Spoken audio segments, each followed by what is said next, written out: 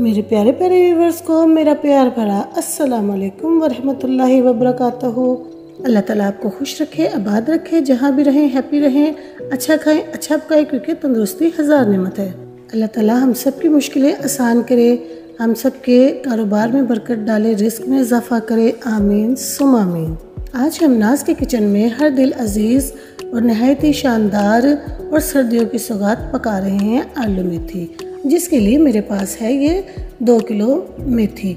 इसको मैंने वॉश किया हुआ है, कटिंग करके फ्रीज करके रखा हुआ था, इसलिए ये इस तरीके से थोड़ी महसूस हो रही है।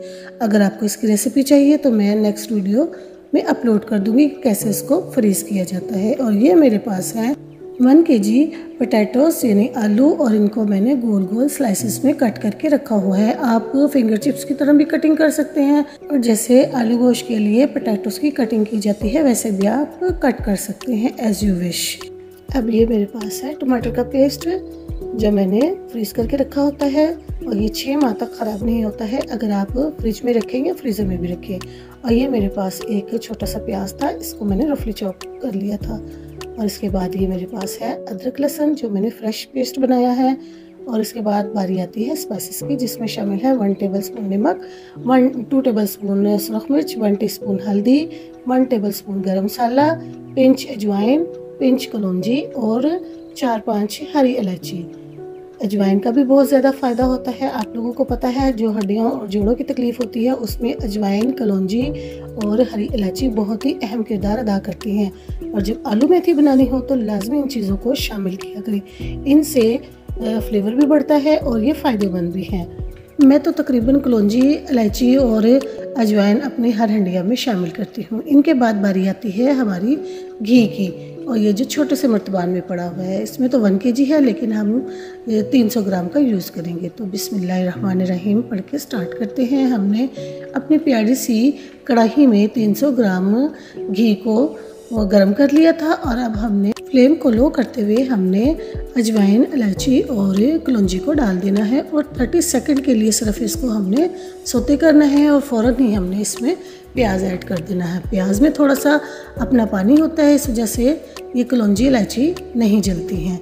इसके बाद हमने अदरक लहसुन का पेस्ट ऐड कर देना है। अदरक लहसुन में भी थोड़ा सा पानी होता है जब इनको हम मैश करते हैं, तो इसी में हमने इसको कुक करना है। अब प्यारे से टमाटर का पेस्ट हमने इसमें ऐड कर देना है, उसने भी अपना पानी छोड़ा होता है। इन्हीं चीज़ों की इस पानी में हमने इस मसाले को कुक करना है, और ये तमाम इंग्रेडिएंट्स जो स्पाइसेस थे वो भी हमने इसमें ऐड कर दिए हैं। और अब हमने मीडियम टू लो फ्लेम रखा हुआ है, यानी कि ना लो है और ना ही मीडियम है। और ये जब मसाला भुन जाए तो इसकी निशानी ये होती है कि घी ऊपर को आ जाता है।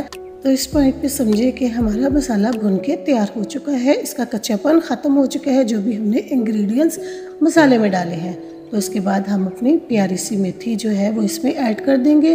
और ये मेथी फ्रीज़ हुई थी, इसने अपना पानी भी छोड़ना है, इसलिए हम मेथी को भुनते हुए भी पानी नहीं डालेंगे। पानी का बिल्कुल भी यूज़ नहीं करना है, और 5 मिनट के लिए हमने इसको कवर कर देना है। वैसे भी बड़े बुजुर्ग कहते हैं कि जब मेथी की भुनाई करनी हो तो इसमें पानी का यूज़ नहीं करना चाहिए, क्योंकि ये फिर अपना कड़वापन निकालती है। तो इसलिए कोशिश करें कि आप मेथी की जितनी भी कुकिंग करें वो मसाले के पानी में ही, और मेथी जो अपना पानी रिलीज़ करे उसी में कुक करें, चाहे इसके लिए आपको जितना भी टाइम की रिक्वायरमेंट हो। और ये देखिए मेथी भुन चुकी है, इसकी भी निशानी यही होती है कि घी ऊपर आना शुरू हो जाता है, तो समझिए कि मेथी की भुनाई परफेक्ट हो चुकी है। इस पॉइंट पे हमने इसमें जो आलू कट के रखे हुए थे वो भी हमने इसमें ऐड कर देने थे। और अब मैं आलूओं में भी कोई पानी ऐड नहीं करूँगी, क्योंकि मैंने पतले पतले स्लाइसेस किए हुए थे, और आलूओं का भी आपको पता है जब पतले स्लाइस किए हों तो वो दम पर भी रेडी हो जाते हैं। इसकी मैं थोड़ी देर मेथी के साथ बुनाई करूँगी, और मैंने फ्लेम को मीडियम टू लो रखा है। तमाम पॉइंट में मीडियम टू लो आंच रखी गई है। और अब इसको हमने दम की आंच पे 15 या 20 मिनट तक के लिए कवर कर देना है, उतनी देर तक कि जब तक आलू ना गल जाए। इसके लिए ये लाजमी नहीं कि आप 15 मिनट ही रखें। आपने आलूओं की कटिंग मोटी की हो और वो 15 मिनट में ना गले तो फिर हंडिया का तो जायका नहीं रहेगा। और अगर आपने मोटी कटिंग की होगी तो आप आलूओं के साथ थोड़ा सा पानी भी ऐड कर सकते हैं ताकि आलू गल जाए।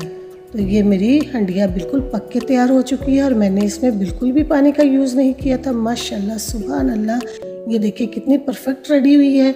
अब आप इसको चाहे पराठे के साथ खाएं, नान के साथ खाएं या सादी रोटी के साथ खाएं, इसका इतना फ्लेवर आता है। ये सर्दियों की सौगात है। तो पंजाबी भैन भरावो, मैं 2 किलो मेथी लीती, 1 किलो आलू लीते और इन्होंने पहले मेथी ਨੂੰ ਮਸਾਲੇ ਘਿਓ ਉਹਦੇ ਵਿੱਚ ਭੁਨਾਈ ਕੀਤੀ। जिस वक्त भुनाई करके घ्यो ऊपर आ गया तो फिर असी ये पतले पतले कट्टे हुए आलू डाल दिते और फिर आलूआं भी दम के उत्ते रखिया।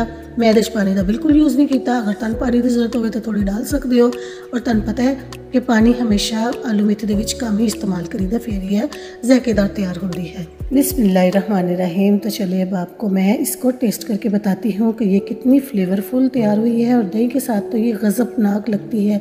और जहाँ कलौंजी और अजवाइन इलायची शामिल हो तो वहाँ तो आलू मेथी को 4 चांद लग जाते हैं। तो बिस्मिल्लाहिर्रहमानिर्रहीम, ये देखिए माशाल्लाह सुभान अल्लाह, कितना सॉफ्ट है आलू और हमारी मेथी। तो आप सिर्फ देख सकते हैं और मैं इसको टेस्ट कर सकती हूँ, इसकी खुशबू और महक को महसूस कर सकती हूँ। आप यकीन करें कि इतनी ख़तरनाक है ये कि जब आप मेरे तरीके से आप पकाएंगे तो फिर आपको पता चलेगा कि ये कितनी टेस्टफुल बनती है। खुश्क मेथी तो वैसे भी किसी हंडिया में डाल दी जाए तो वो हंडिया को 4 चांद लगा देती है अपनी खुशबू और महक के साथ। तो चलें, दुआई देते रहा करें, लेते रहा करें और मुझे अपनी दुआ में याद रखा करें। मेरे चैनल को ज़्यादा से ज़्यादा सब्सक्राइब किया करें, लाइक किया करें, शेयर किया करें। मुझे दे इजाज़त। अल्लाह हाफिज़। Love you all.